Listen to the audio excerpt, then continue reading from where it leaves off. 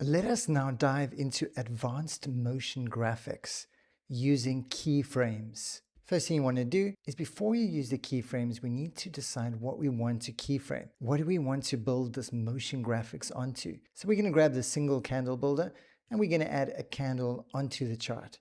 And you can see we've got our single candle here and we can start with it however we want. So let us move it into the beginning of the timeline. There we go.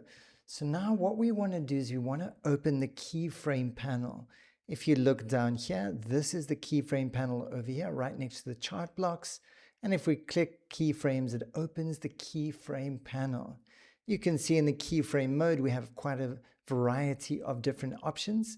We can work with opacity, scale, rotation, position X, position Y, and then we can work specifically with the OHLC, the open, high, low, close, which is altering the dynamics of the actual candle.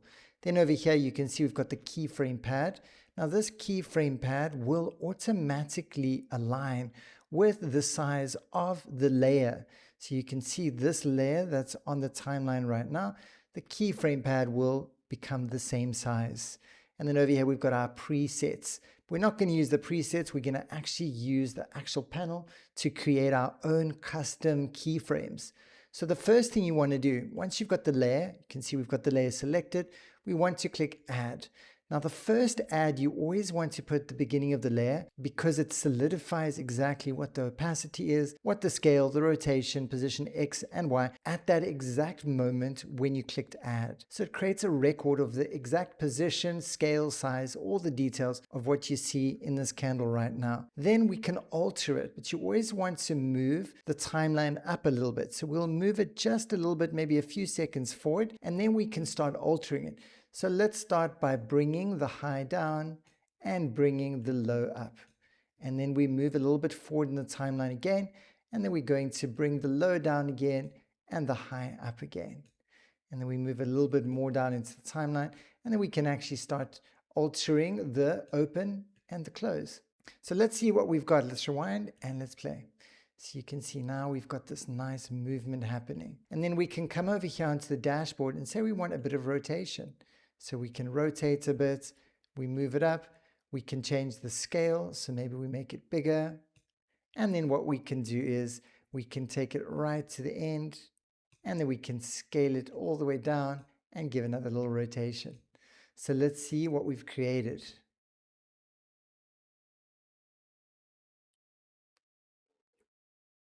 How cool is that, guys? All right, that was a quick example. Let us do one more just to show you what we can actually do with this. So the great thing about it is you can pick any chart builder that we have on ChartAnimator. If you want the group candle builder or zigzag builder, I'm just going to click the single. And now we're just going to add 2 layers onto the chart, or 2 different candles. And these guys are going to play a little symphony together. So you can see, so now we've got these selected on the chart. We've got the layer selected, and then we open keyframe panel. You have to specifically click the keyframe panel to open it. Once we've got it open, we click add, which sets the current location and destination for everything you see within this current overlay. Once you've got that, now we move it up in time, and then we can start by scale. Maybe we do increase in scale, first of all, then we move it up in time, and then maybe they rotate. Or let's do this, let's this come down and this come up. Then we move it up a little bit, this comes down now, and this comes up, and this one comes down, and this one comes up. In this example, I'm just showing you of what's possible, but obviously you'll relate it to your trades. You'll customize it exactly to your trades. And then we'll go to the last one, bring this down, bring this down, and bring this up. It creates a seamless motion movement. Here we go. So it comes up.